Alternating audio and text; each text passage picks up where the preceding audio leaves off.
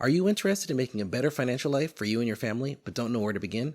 Today, I'm going to lay out a super basic plan that anybody can follow, and we're starting right now. What's up, everybody? I'm Nadav Reese, a financially savvy parent that you always wish you had. Today, I am going to show you the map to the buried treasure called financial success. What we're going to discuss today are not hard, rigid rules. Rather, they're a guideline that you could use to make your plan and reach financial success yourself. And as always, remember, time is your best friend, so get your financial plan in order as soon as possible. There is an order to these steps, but several of them can be done simultaneously, as I'll explain. Now, I've made videos about most of these topics, so if there is something that you want to dive into deeper, go ahead and check the links down in the description. This plan is simple and easy with just a few steps, and I'm going to lay them all out for you.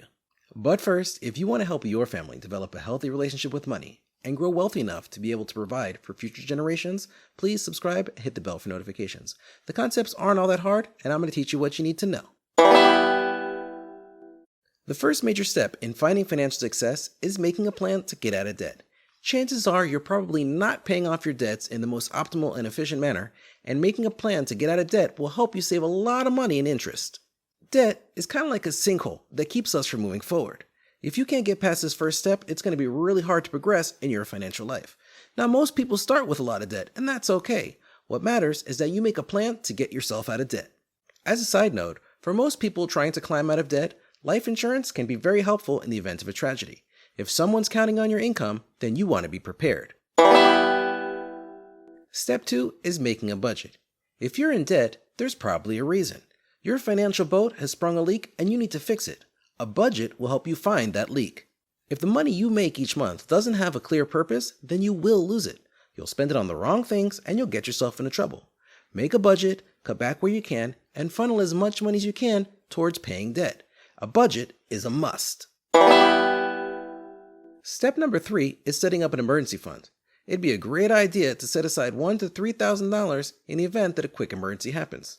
Did your fridge break? You need a new transmission? If you have an emergency fund, you'll be prepared for many small storms. These first 3 steps should happen simultaneously. A budget will show you where your money's going, and you can make a plan to get yourself out of debt and a plan to build your small emergency fund. Now, you know what you can spend, you know what you can contribute to debt, and you have a small safety net for quick emergencies. This is a great foundation, but it's just the beginning. Now, I recommend that you continue to put a drop of money aside each month until you have 3 to 6 months worth of expenses saved up. You want to be prepared in case something really bad happens, and it might take a long time to get there, but that's okay. Just keep moving money in that direction towards your emergency fund, and it'll continue to add up. The money that you put into your emergency fund is not going towards paying off debt, so it's not the most efficient way to become debt-free. But unfortunately, things can happen at any time, and bad news won't wait for you to become debt-free. We want to be as prepared as we can be while still making serious progress on paying off debt. Step number 4 is preparing for retirement. Now, if your company offers a 401k with a match, you want to take that match. Ideally, you want to max out that match, which is usually 3 to 6% of your salary. If, however, you have seriously high interest rate credit card debt, you should probably not be maxing out your 401k. Yes, the match is 100% free money and it will grow over time. The problem is that if you're putting your money into your 401k and you have a problem in the future, you might never get out of debt. I would love to see you max out that 401k, but we really need to fill that debt sinkhole. So if you have debt that'll take more than a few years to pay off, perhaps put just 1% of your salary into your 401k and leave the rest for paying off debt. That 1% will grow over time and you'll be saving for retirement even while getting out of debt. You must keep chopping at that debt. And that's why we're only putting away 1% into our 401k and passing up all that free money. You need to get out of debt. Having that 1% is sort of like a compromise, so you can pay your debts while still saving for retirement. Now, once you get out of debt, you want to go full throttle into saving for retirement. Now, I don't want to give you a certain percentage of your income that you should be putting away. Some say it's 15%, some say it's 20%. Really, you should be putting away as much as you possibly can towards retirement while still living a reasonably comfortable lifestyle. Perhaps we can say that you shouldn't put away less than 15% of your salary, but if you can put away 50% of your salary, do it.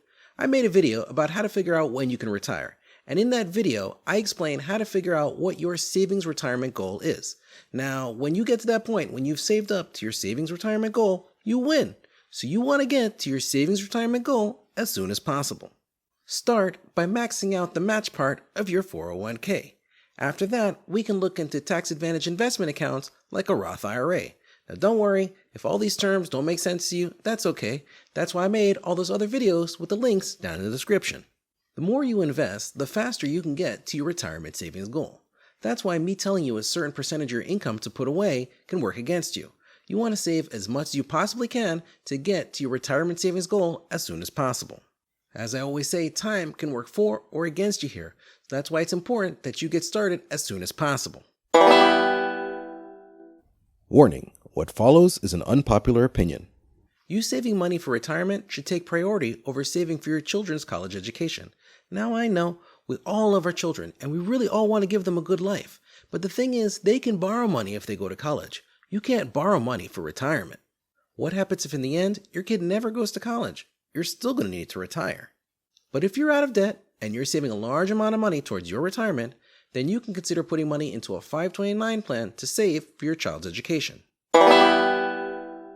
For step 6, once you've paid off your debt and you've established a solid retirement fund and you're putting away money as necessary for your child's education, now you can pay off your mortgage. I will admit I am not a proponent of paying off your mortgage as fast as possible if it comes at the expense of getting out of debt or saving for retirement. In many cases, I view the house that you live in as more of a liability than as an asset, and I would much rather see you put your money towards buying assets. If you're looking for financial security, assets will help you much more than liabilities will. Yes, looking at the numbers, you will save a lot in interest if you have a 15-year mortgage as opposed to a 30-year mortgage. But the thing is, even with a 30-year mortgage, you can still pay off your home in 15 years. The thing is, with a 30-year mortgage, you just have a lot more flexibility with your money because you're not locked into larger monthly payments. When it comes to real estate, my opinion is that you should not get overly attached to any property. You can still move to another wonderful place, one that'll probably cost you less. You might have a lot of equity saved up in your home, but you can't even buy lunch with that money. Think about that. For those reasons, I put paying off your mortgage after the other steps. Unless your interest rate on your mortgage is more than, say, 4%, I'd put it as lower priority than saving for retirement. I'm not saying that buying a home is a bad thing. It's a good thing. It's just not my number one priority. Now, if you've paid off your debt and you're briskly moving towards your retirement savings goal, and you got your college savings on track, and you're comfortably paying off your home, now you're in a fun place. Once you hit your retirement savings goal, if you still have an income coming in, you have tremendous freedom. You can increase your charitable giving, you can put away money for your grandchildren, you can start focusing on generational wealth. The possibilities are endless. You can dream big. I want you to get to that point, and it all starts with step 1. Make a plan to get out of debt. It's hard to build your financial home when you have a sinkhole of debt. Make a plan and get started paying off your debt as soon as possible. So let's recap where we stand. Step 1, make a plan for getting out of debt. And step 2, make a budget. That's where you'll really see just how much debt you can really pay off. Paying off debt is your number one priority. Step 3 is having a small emergency fund of $1,000 to $3,000, which will help cushion a blow and keep you from getting knocked off course. Keep putting money aside until you have 3 to 6 months worth of expenses.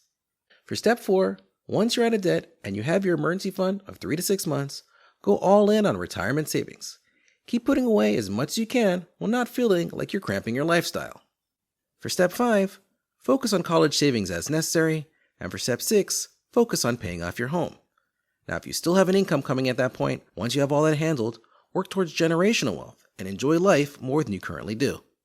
If you follow these steps, I believe you will live a great and successful financial life, and the sooner you get started, the better it'll be. It might seem like a big plan, and it is, but as your financially savvy parent, I'll be here to help you along the way. As I mentioned, I made videos for most of these topics, so please check out the links in the description to learn more. You can do this. I believe in you. I know all you need to do is get started. I would love to hear your thoughts on these steps. Is there anything I left out? Let me know down in the comments. Click up here for a video that'll help you make a plan to get out of debt. Click down here for another video that'll help you and your family develop a healthy relationship with money.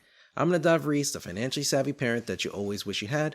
I appreciate you joining the family, and I look forward to joining you on your financial journey.